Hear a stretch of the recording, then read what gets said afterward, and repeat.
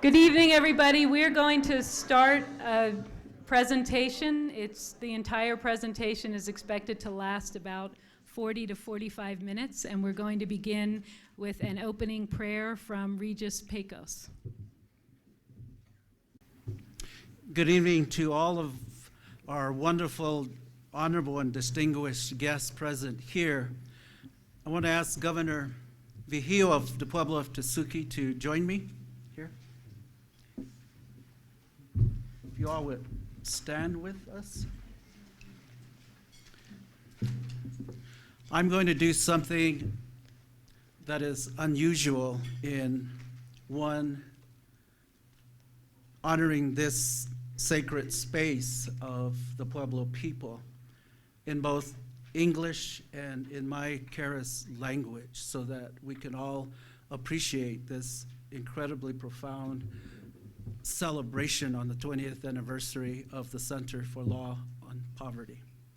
So, das ist Asche Ushashanos Kutzdewa. Mir hat me go tseum go ho hat die Zitnien so das Jute Zitnien Astua Shroin Chupest. First, we want to give thanks to our Creator and all those who have gone before us in blessing us. Hopa at the Dune hat it sich auch not me go queen not me skakash coat you sack jutro our try.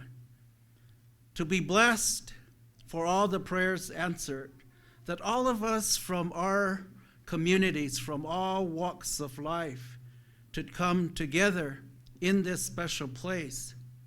It's a who go neshtanachanya sushus. It's a hok shimi mani garstioano. Duna you go not me go queen not me tahokish.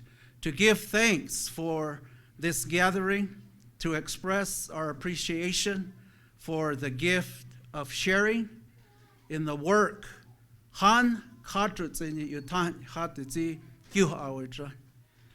At the heck, oh, not my queen, not my yahni could no each yet tia sutras, the hope, amo, han, was cartridge in it. That we could all use our gifts to contribute in ways that helps to celebrate life, to improve the quality of life, especially those most vulnerable. Who said, go who chupest mani duna you had the zik oh not me queen not me shoot you had the zik jita go show it on it's a whole hat the amo yenia go just the Kim passage go hate it zi what is studio it's a hat the zik mark sit you me iani pure. Thank you to the Creator for all those who've gone before to bless us in contributing in this wonderful way to celebrate, and to also ask for special blessings to Kim Passage, that as he meets life's challenge, that he can meet it with grace and a sense of peace, as he has in contributing to the well-being of so many New Mexicans and beyond.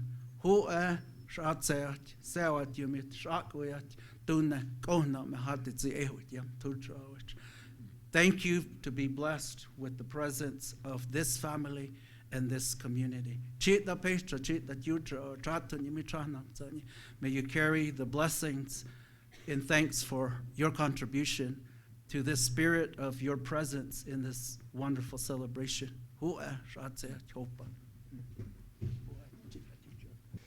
Thank you, Regis. Regis is a member of the board of the Center on Law and Poverty and has been a mentor for all of us who work there.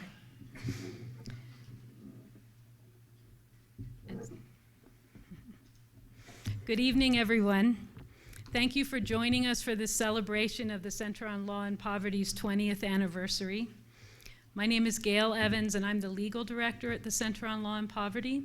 And our executive director is Kim Posage, but he couldn't be here this evening because he's ill. We're thrilled that all of you have joined together with us tonight to celebrate 20 years of hard work that we've really done together as a community in New Mexico. We've done it because we share common values that we live in a state where we all take care of each other and that we all have access to basic human rights, housing, health care, food, a decent education, and a decent wage in a safe working place. Tonight represents a significant milestone for the Center on Law and Poverty. We started in 1996. There were just 1 or 2 staff, and here we are 20 years later. We have 15 staff, 11 of us are attorneys, and we work on a broad range of issues, some that I've just mentioned: access to health care, access to food assistance, Native American rights, immigrant issues, access to the courts for people who can't afford lawyers, are among some of the issues that we work on. And so many people here tonight have been an integral part of the work that we do and integral to our growth and our success. And it's really been a collective effort for all of us to address poverty in our state. So tonight we're going to hear from 2 critical leaders of our state, and we're going to have a brief overview of some of the work that we've done at the center in the last 20 years, and then honor a few critical leaders within our organization. And our first speaker tonight is Senator Michael Sanchez. And Senator Sanchez is a man who I personally have great admiration for, and he's a man that we at the center all admire and have great respect for. Senator Sanchez has served as the Senate Majority Leader since 2005, and I can tell you that's a really tough job, and he's done it for a long time for all of us. He's a brilliant leader of our Senate, and we are very lucky to have him. We see him as a man who has held his finger on a dike for the last few years, holding back a flood of potentially very damaging policies that would hurt New Mexicans. Senator Sanchez has championed many important issues that we at the center care deeply about, and at times we've had the privilege of working with him on them.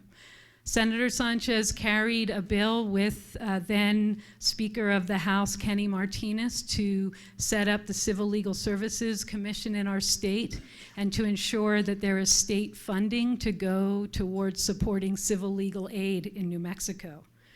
Over the years, he's championed increasing that fund to make more money, state money, available for poor New Mexicans so they have access to justice and to the courts.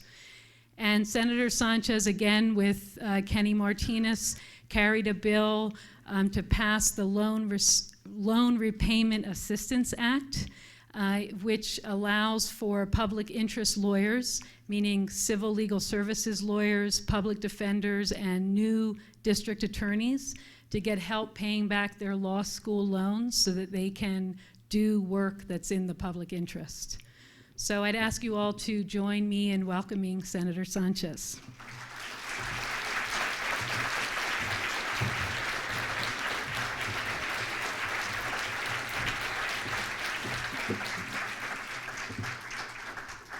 Good evening, everyone. It's great to be here. Gail, thank you very much for that wonderful introduction. And yeah, my finger does get tired of really does. But I'm limited to 5 minutes, so I'm going to stick to my script here. But I wanted to say one thing. I just wish that I took as good a picture as Senator Bingaman takes out in the lobby. If you noticed, his picture looks fabulous. I look just plain awful. So you look great, Senator, and thank you for being here. To Peter, the entire board, Kim, Gail, Stacy, and all the staff and volunteers and supporters, I congratulate the New Mexico Center on Law and Poverty for its 20 years of service to and advocacy for the people of our state, especially those in need. You perform an important and indispensable service. Over the last 2 decades, you have achieved great things, many of which go unrecognized and unheralded by some politicians or by newspapers and by TV news anchors. But all of us here in this room know of the enormous value of all of your accomplishments. Thanks to you, we expanded Medicaid in New Mexico to get health coverage for an additional 200,000 individuals and families who needed it. And we did it with a Republican governor. You did it with a Republican governor.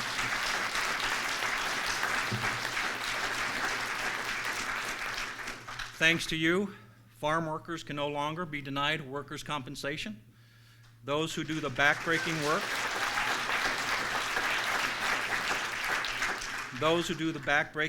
of planting and harvesting our world-famous green chili and other crops, who keep our entire agricultural economy running.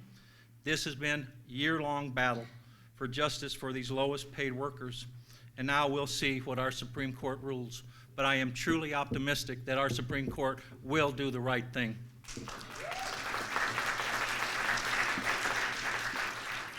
Thanks to you all, the men and women returning home from prison and re-entering our communities and families in New Mexico are able to apply for Medicaid coverage prior to their release. That helps to address the immediate need for access to health care and treatment, but especially important for addressing mental health and substance abuse issues that they often face. Thanks to you, a federal court stopped this administration, the Martinez administration, from implementing new work requirements for people seeking SNAP food assistance.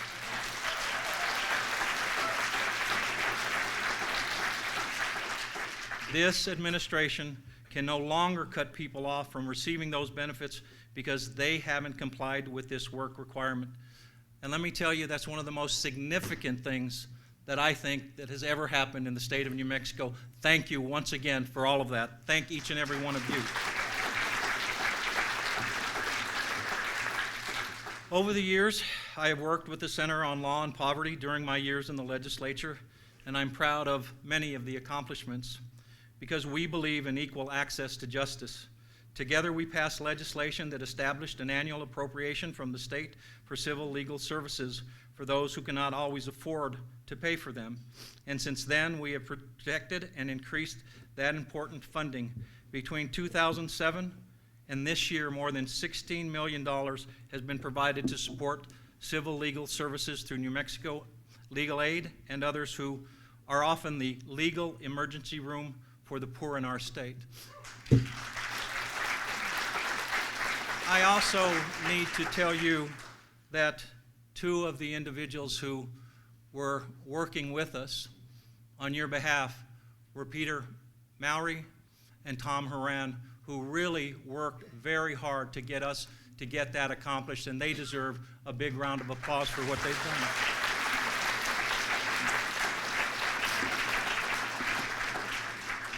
Together, we passed legislation that created the New Mexico's Loan Repayment Assistance Program, the LRAP. It established financial aid for attorneys who will be public service attorneys and help for them to pay off their law school loans if they will work for lower-paying public interest jobs.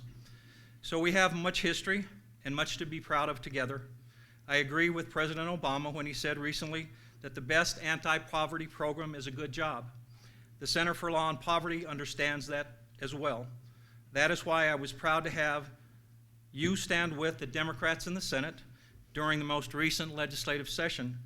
Together, we pressed the governor for more attention on creating new jobs and more support for better classrooms instead of focusing solely on tougher criminal sentencing legislation to the exclusion of everything else. I don't think she was listening to us, however, but we know we're right. And I don't think she listens to me very often, by the way. We also know there are numerous proven and successful strategies that can lift families out of poverty, increase the minimum wage, direct cash payments to poor families with children, more job training, better housing options, affordable, accessible health care and child care. But I want to focus briefly on just one thing we can do in our state now to improve the future of children and families who struggle with low income and poverty. Let's make a real, ongoing, substantial, and game-changing commitment to New Mexico to get early childhood education passed in our state once and for all.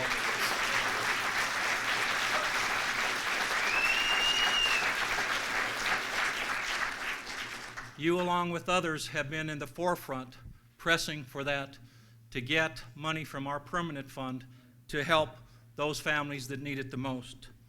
You all know the figures.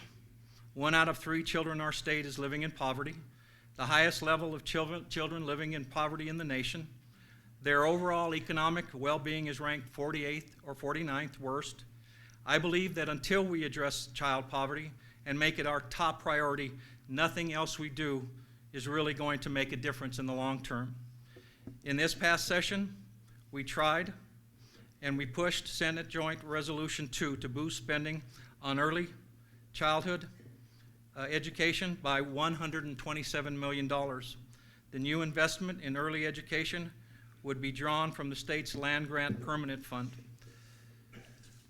We were unable and unsuccessful to get that out of a committee. We will eventually get that out of Senate Finance Committee. I make a guarantee we will get that done.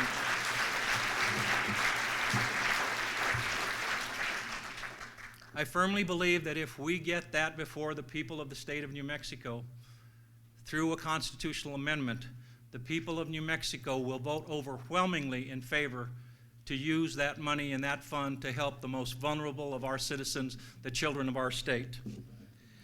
In closing, I want to say a brief word to the financial supporters of the Center on Law and Poverty. Please, please continue your support, and if you can, increase your support. This organization is necessary, and it helps us as legislators understand the issues that New Mexicans face today. It's a great investment. They are effective. They fill a unique role that becomes more important with each passing day. To the Center on Law and Poverty, I want to say thank you. Thank you from the bottom of my heart for your leadership, your commitment to the well-being and health of our families here in the state of New Mexico. Thank you for drawing attention to the poverty of our children in our communities, one which this administration continually ignores. And thank you for giving us encouragement and hope, and for organizing and galvanizing us to continue to fight for economic justice in the state of New Mexico. Thank you all very much, and have a nice evening. Thank you.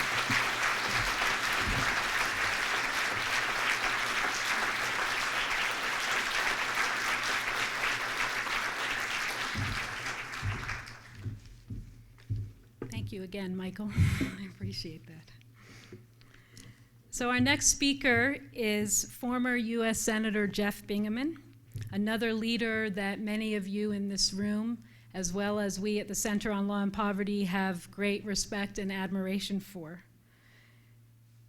Senator is a man of great integrity. He is a modest man, and at the same time, a very strong leader. We so appreciate his hard work, and most of all, we have appreciated over the years his votes on issues that are of critical importance to all of us. Senator Bingaman is a native New Mexican. He's from Silver City, and it was in 1978 that he was elected to be Attorney General of New Mexico. 4 years later, in 1982, he was elected to the Senate, and he served there for 5 terms, and just retired in January of 2013 after 35 years of service to our state. So now I'd ask us all to give a warm welcome to Senator Bingaman.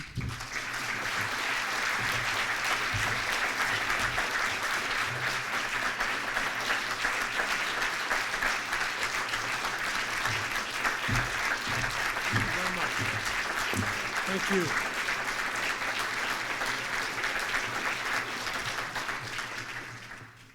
Well, thank you very much for the kind introduction and welcome. This is a momentous occasion, a 20th anniversary for the New Mexico Center on Law and Poverty. It's certainly worth celebrating.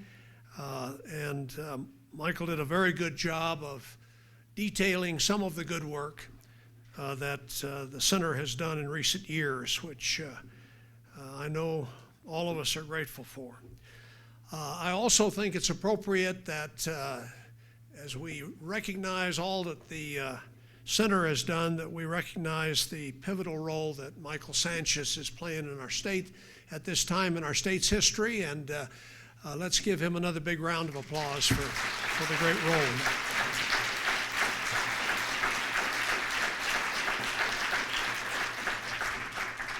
Let me first talk a little about the national perspective on poverty.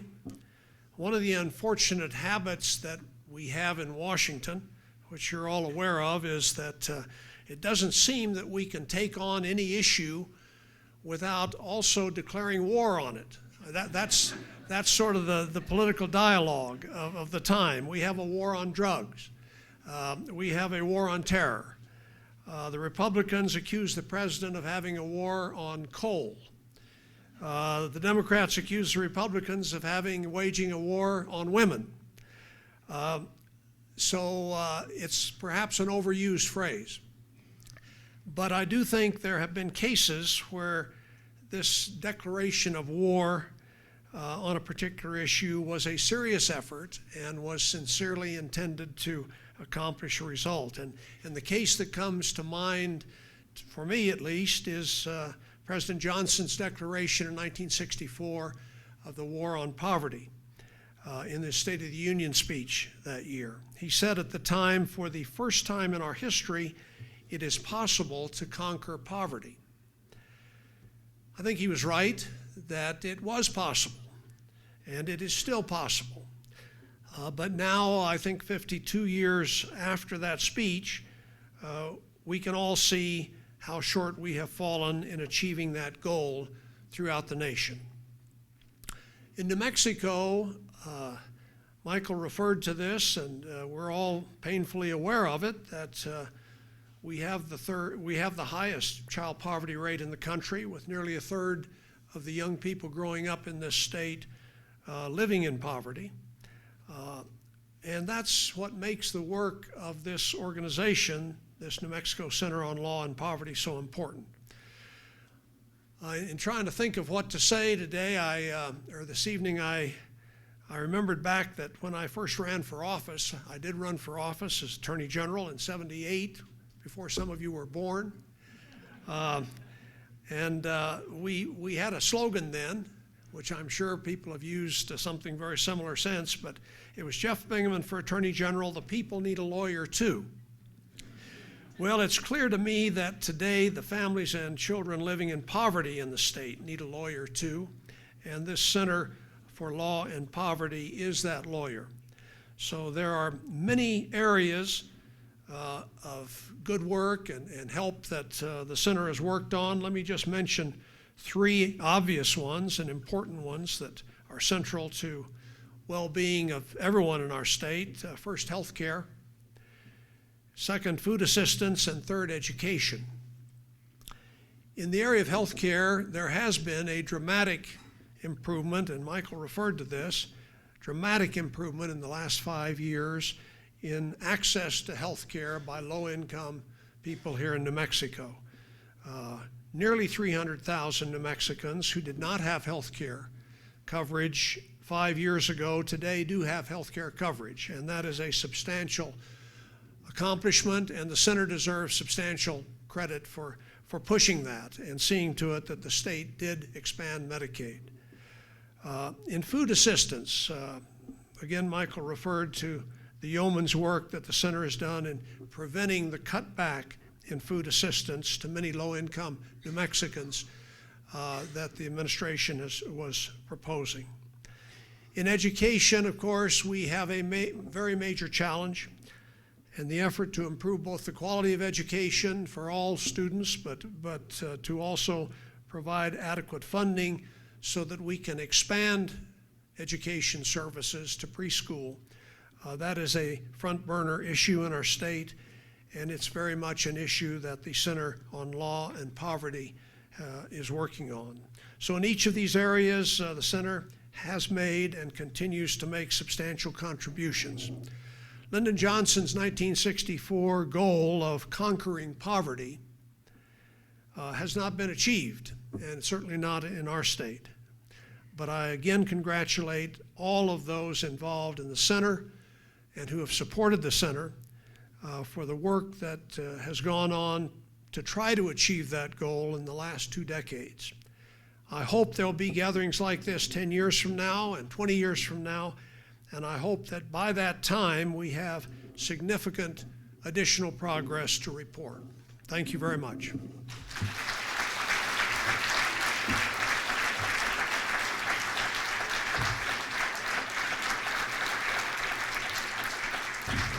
Hello, everybody. I have very few remarks, but a few awards and honors to give out this evening.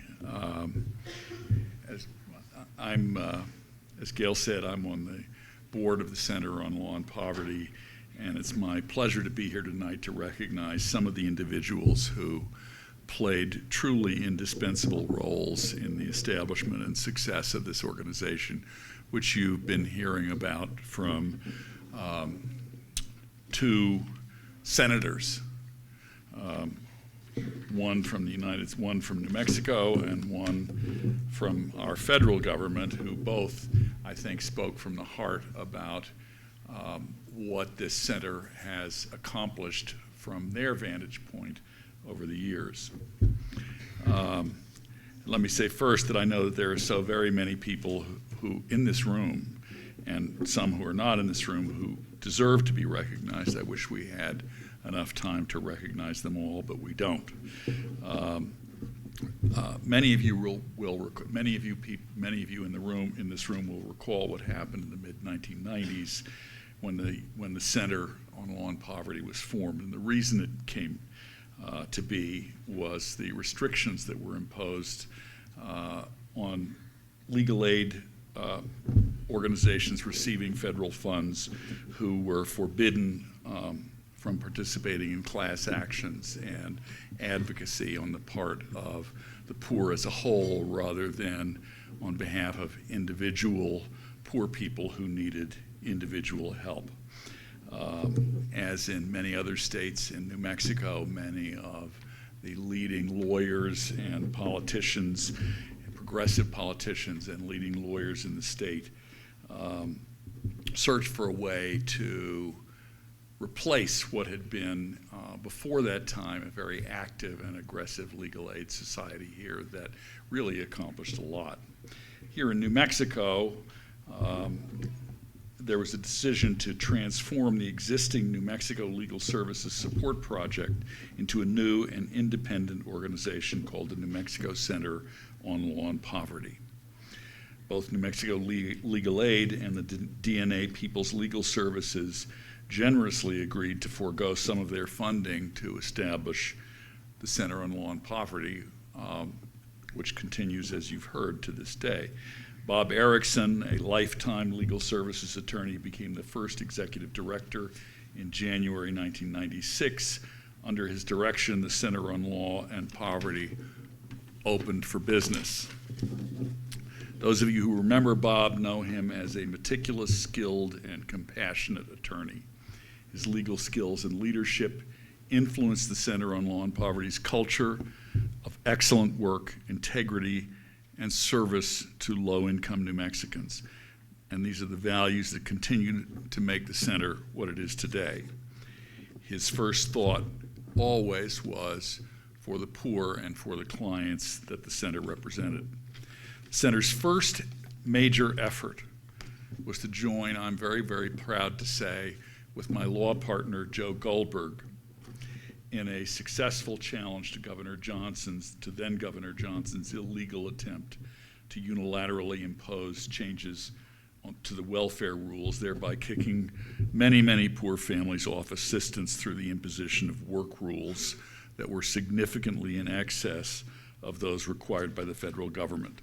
The rules were harming thousands of struggling New Mexicans and their families, and I know that for Joe, it was one of his proudest accomplishments, acting as lead counsel in that case, and became one of our law firms and one of this center's proudest accomplishments. Since then, the center, as most of you know in this room and knew even before the earlier presentations, has had a string of accomplishments that have changed the lives of thousands of New Mexicans for the better. Bob's daughter, Cecilia, his widow, Sherry, and their family are here, I believe. And we thank you so much for being with us to remember Bob. We are forever grateful to your father for his dedicated service to this organization. He touched the lives of so many people in New Mexico, including many people in this room.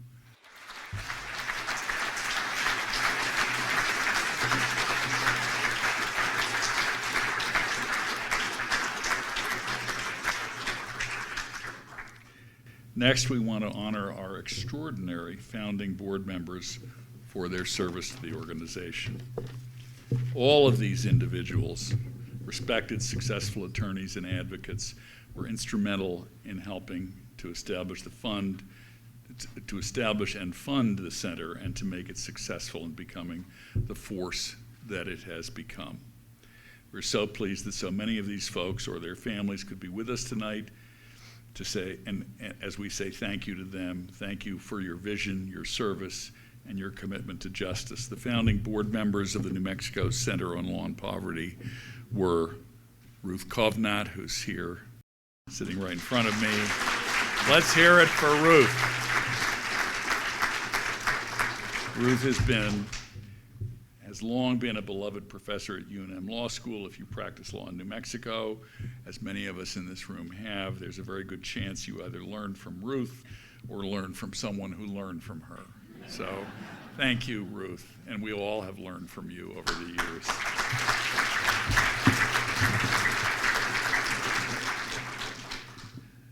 Tim Sheehan is another of the original board members. Is there anyone here who has not gotten a call from Tim asking to donate civil legal services for the poor? He has made building legal services for the poor part of his life, and for that we thank you greatly, Tim.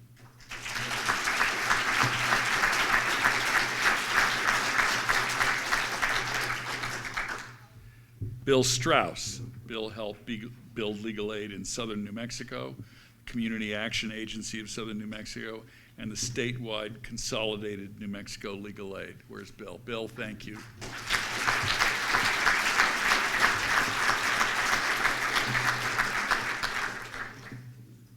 Sarah Singleton was another original board member. Sarah is not here tonight, but as we all know, and anyone who knows Sarah knows, how much she has done to improve New Mexico's judicial system in so many ways, and knows of her commitment to the causes that this organization supports.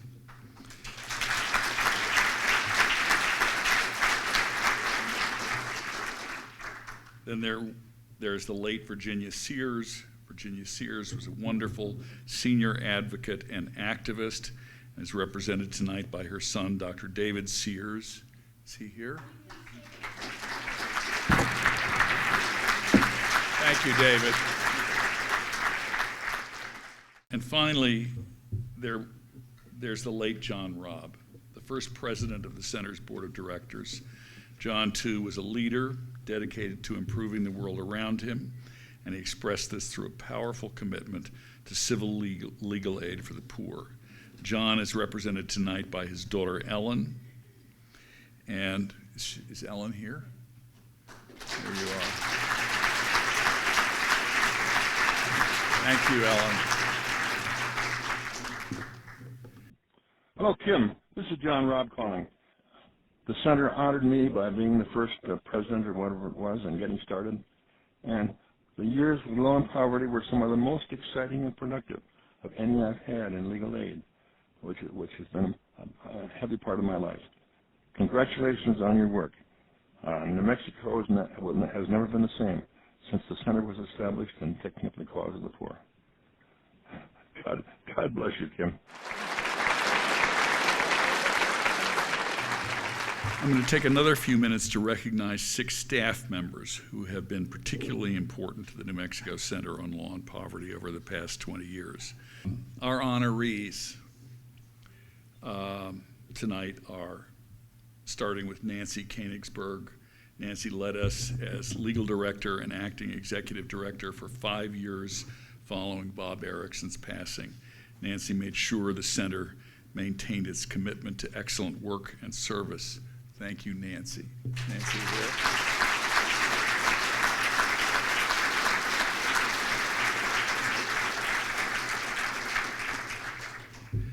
Sarisha Monet has been with the center for 8 years.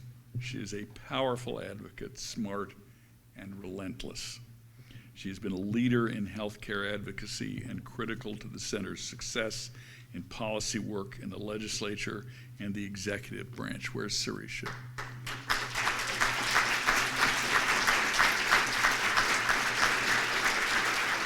Sarisha, thank you. And then there's Gail. Gail, our fearless legal director. Gail leads or oversees all of our legal work and much of our other program work, and we are so lucky to have her. She's considered to be one of the best poverty law attorneys in the country. Both the excellence of the center's advocacy and its enviable string of successes in the courts are testaments to that. She has been a persistent, unflagging voice for low-income New Mexicans. Gail, where are you? Thank you.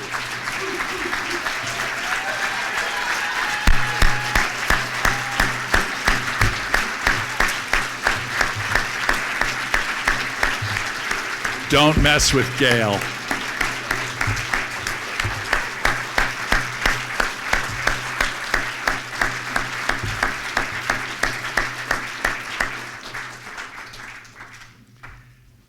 Stacy Lehman. Where's Stacy? There's Stacy.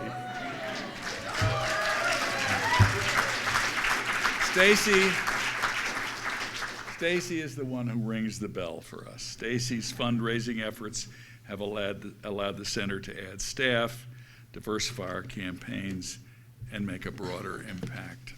On top of that, the quality of her work and dedication to the organization are a model for the center staff.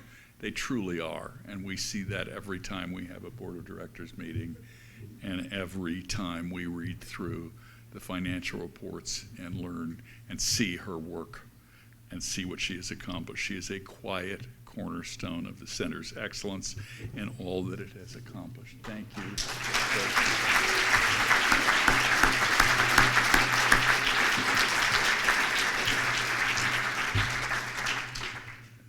Then there is, of course, the executive director, Kim Posich. Yes, bravo. When Kim became executive director of the center 14 years ago, he had a really clear vision of what this organization could become, and it has. When his legal director and office manager both left in his first year, there was a little concern about the future of the organization, but since that time, consider what Kim has accomplished.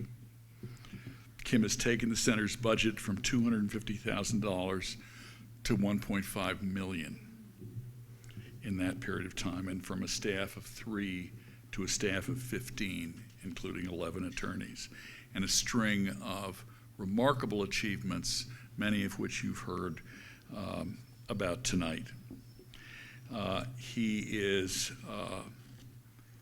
as many of you who know him, he is a brilliant, low-key man who is the epitome of intelligence and integrity and forcefulness, quiet forcefulness and doggedness. And what he's accomplished over the years of his tenure is truly, truly remarkable. And I want to get back to Kim at the end of this, of these presentations in a moment. But before I get back there, I want to thank the people who contributed to the success of the center but who have not been named tonight, including current and former board members and staff, partner organizations and advocates and policymakers, and including everyone who has contributed to the center financially over the past 20 years, whether you have been a large donor or a small one. We have all been part of building the center. We have all been part of the achievements of this organization over the past 20 years, and it's something of which everyone in this room should be proud. Congratulations and thank you to you all. Thanks to you all.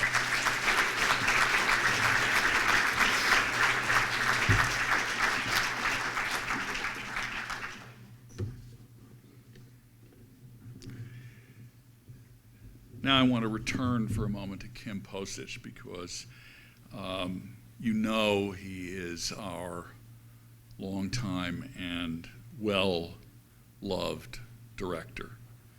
As you have undoubtedly noticed, Kim is not with us this afternoon because of the effects of his ALS, of which most people in this room are certainly aware. I know you all join me in sending our thoughts and our love to him. When I was a teenager, my father told me that what made for a successful and happy life was to use whatever powers you have to make a contribution to the greater good, to society.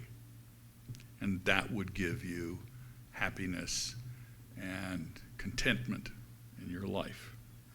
We have a room full of people here who have done just that, not the least of whom are Senators Bingaman and Sanchez, whose lives have epitomized that principle, along with many, many others, as I said, in this room. But I want Kim to know, and I know we all want Kim to know, that the contributions he has made during the last 14 years at the Center for Law and Poverty are as great as anyone's.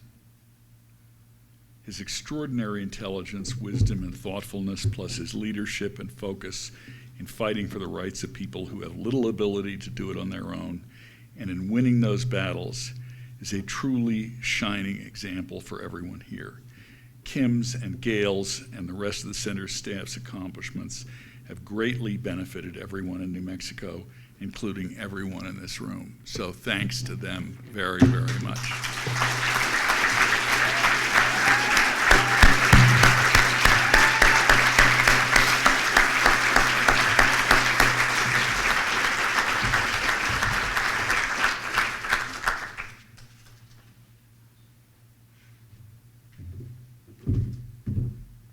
Thank you, John.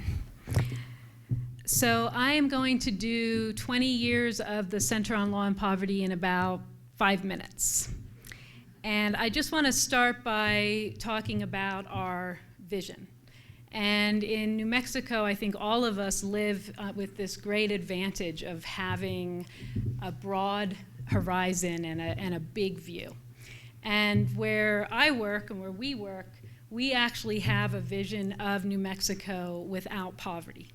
And we have a vision of our state where everyone's basic human rights are met. And we're talking about housing and food and education and access to quality health care. And we're talking about a good wage in a safe job. And we're talking about access to the courts when you need it. And sometimes we see our job as sort of pushing our way up a mountain. And I was asked not to mention it tonight, but at the center, we sometimes like to think of the dung beetle, because the dung beetle pushes a lot of weight up a steep hill. And when we get to the top of that hill, the top of that mountain, we see a New Mexico without any poverty. And that's what we're aiming for. So, thank you.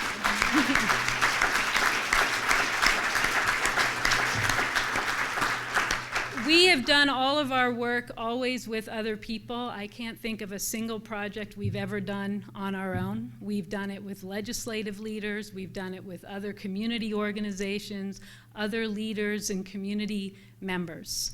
And I just want to briefly go through 20 years. I don't have my slides. I'm going fast, okay? So the first thing, we're going to do 20 things. So the first thing we did was we opened in 1996, and that really is thank you to a group of visionary leaders in our state who wanted a champion for New Mexicans who were living in poverty.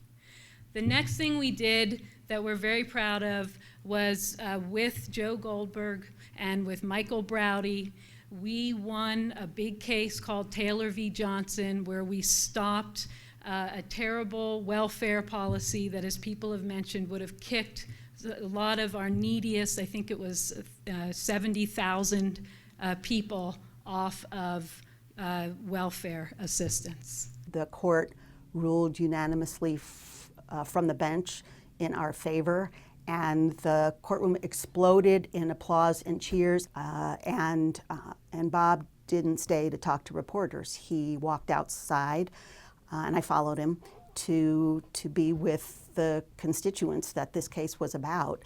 That was Bob's first response, is he didn't want to talk to a reporter. It wasn't about him. He wanted to be able to report what had happened to the people whose lives this case was affecting.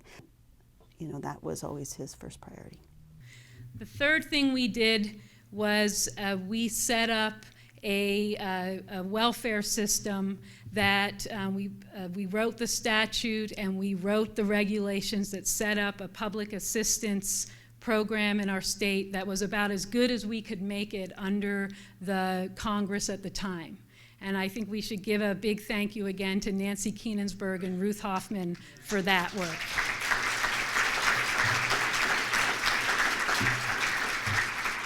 Then the board got brave and they hired this guy named Kim Posage.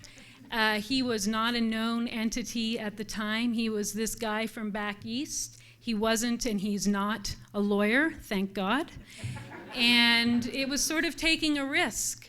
But he came with the background, and he had results at other work that he had done. And I think that we can all see that he certainly got his job done and a lot more.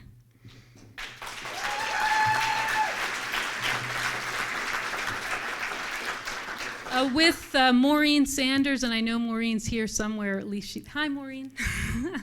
Maureen was one of my law school professors. As was Ruth. With Maureen Sanders and the ACLU, we brought interpretation and translation services to about 30,000 New Mexicans at UNM Hospital. We did this by filing and then quickly settling a lawsuit that we did with a group of community organizations. And after winning or settling and to us winning at that point that lawsuit at UNM, Presbyterian Hospital also quickly followed suit and also set up interpretation and translation services for its non-English speaking patients.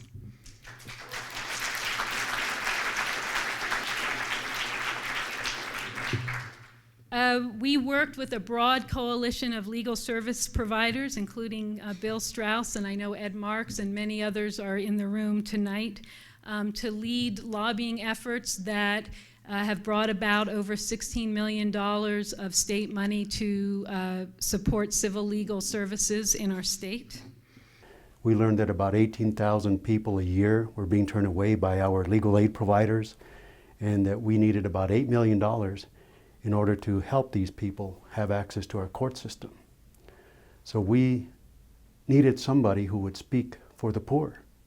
Had it not been for the efforts of Kim Posage and the Center on Law and Poverty, that would never have happened, because he was careful to make sure that the legislators were informed, that they voted in favor of this piece of legislation, that the governor's office had all of the information they needed, and then he didn't stop there. We persisted year after year after year. With the Southwest Organizing Project, we worked with residents of Pajarito Mesa to bring water to that community for the first time. We worked with Senator Sanchez to pass the Loan Repayment Assistance Act so that new lawyers could work in public interest jobs. I'm at number 9. We convinced the Human Services Department to change their practice so that babies wouldn't lose Medicaid on their first birthday. Now that was a good one. We compelled the state to deliver emergency food benefits on time to 77,000 New Mexicans who needed it the most. And I have to tell you that this is a problem, like many of the things that we work on, that kind of doesn't quite go away. So we fix it and then it pops back up. And as our public benefits team that's here tonight knows, we're still working on emergency food stamps issues. Number 11, over the years we've increased and diversified our funding and secured some multi-year investments that make it possible for us to take on big multi-year campaigns. Number 12, we've trained over 1,000 advocates in our state on immigrant access to public benefits, and we work with the Human Services Department now to ensure that immigrants in our state are enrolled on the public benefits programs that they're entitled to.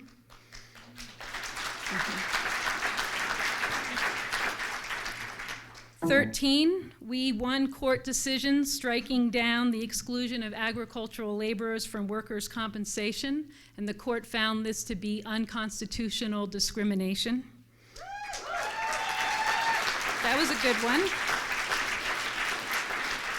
Number 14, we took the state to court to restore Medicaid and food assistance to over 80,000 New Mexicans who were stuck in a bureaucratic backlog.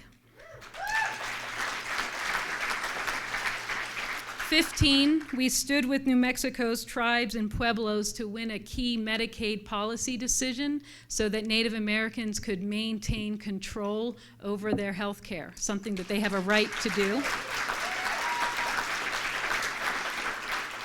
We won a critical pay increase for some of the poorest workers in our state, farm workers, ensuring that our Department of Workforce Solutions actually enforced the correct minimum wage for our field workers.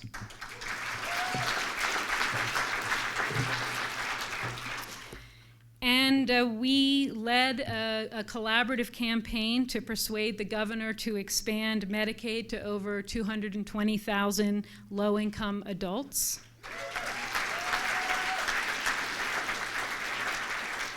Going for today, today. We can have healthcare for everyone. Today. We're dancing for the right for our healthcare. We took on the project of fixing our public education system by filing a lawsuit against the state that is seeking a massive increase in funding and increased educational opportunities for our low-income English language learner and Native American students.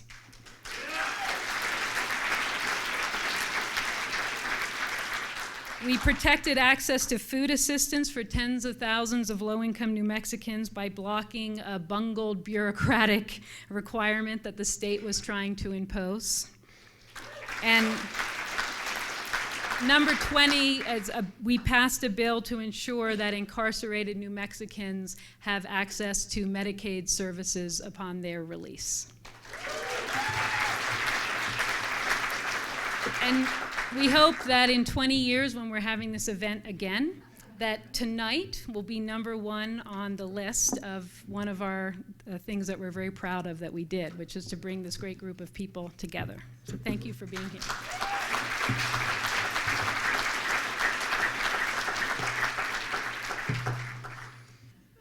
So I just want to close by saying how glad I am to be part of this community. I came to the Center on Law and Poverty 12 years ago with having only done criminal defense work, which was something I loved and was very proud of.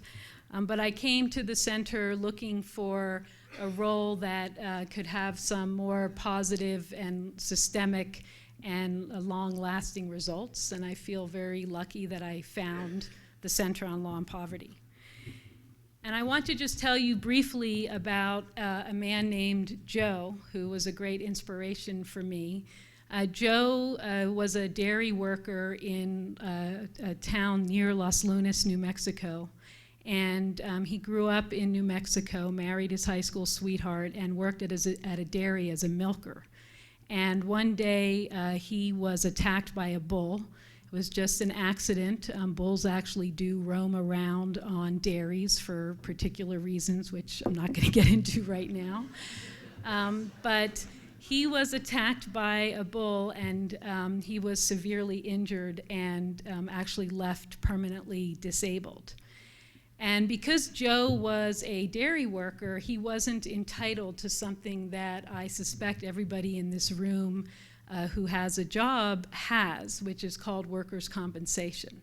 And there was this weird little phrase in our statute, in our Workers' Compensation Act, that said that farm and ranch laborers were not included in this act. So while the rest of us are entitled to this coverage, which means that if we're injured at work, we are entitled to health care coverage for the injury and to receive some lost wages for the time we're taking to recover. Well, Joe wasn't entitled to that. And he also didn't have health insurance, which almost no agricultural workers in our state have. And so because of just this accident that happened one day at work, this man who had had a decent life in New Mexico was thrown into deep poverty, and it was really a crisis for him, his wife, and his 5 children. And Joe wasn't and isn't alone. I've met hundreds of field workers who live in a shelter in El Paso. And they live in a shelter in El Paso because we don't have a shelter for field workers in New Mexico. And even though these men and women work 12-hour days in our fields picking onions and picking chili, they don't have enough money to afford an apartment. So they get bused from this shelter in El Paso where it's filled to overflow, and sometimes folks are sleeping on cardboard on the sidewalk. They get picked up in the middle of the night and bused to fields around Deming and around Hatch, put in a 10-hour day, and then get bused back and dropped off at the shelter. So these men and women really left a strong mark on me.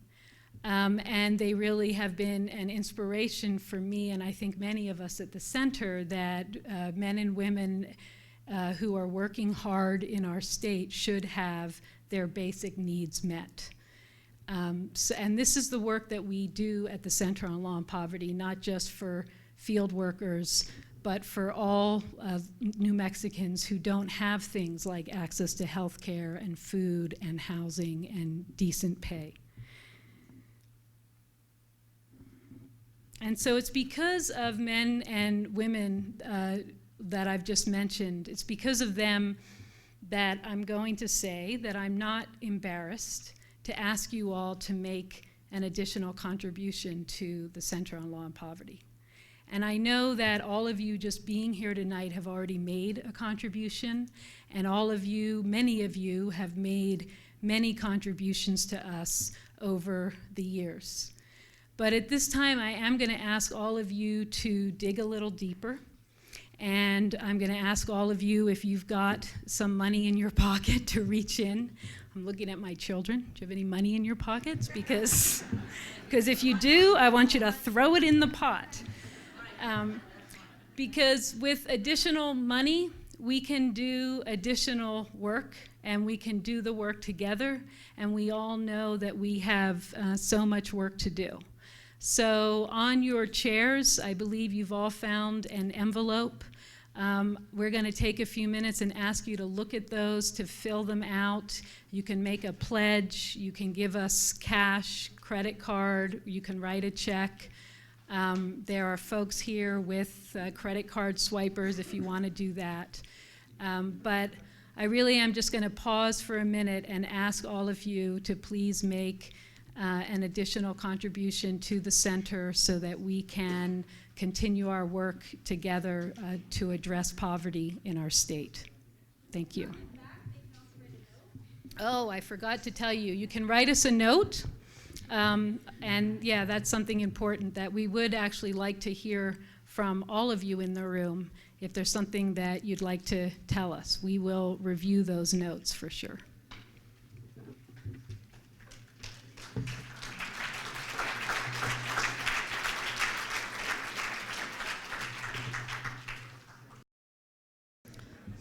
Okay, thank you very much, everybody. I actually see a lot of activity in the room, which is a good sign. So in closing, I just want to thank some of the many people who have contributed to this evening. Thank you to everyone at the Indian Pueblo Cultural Center for providing us with this beautiful venue and sponsoring some of the costs of this event tonight. We really appreciate that.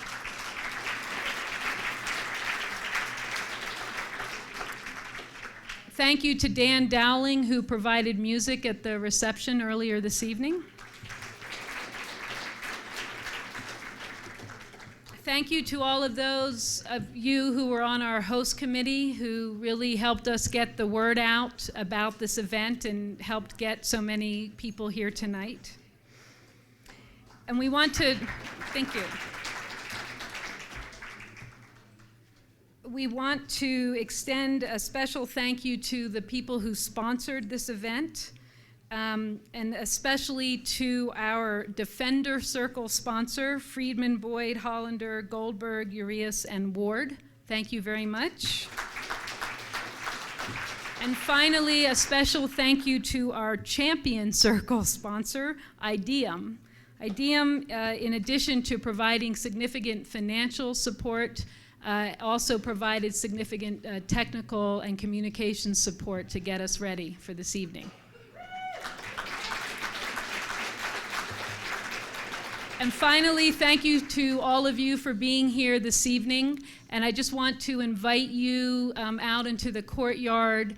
There is going to be a dance by the Jemez Pueblo dancers led by Emmett Yepa. So good evening, everybody. Thank you.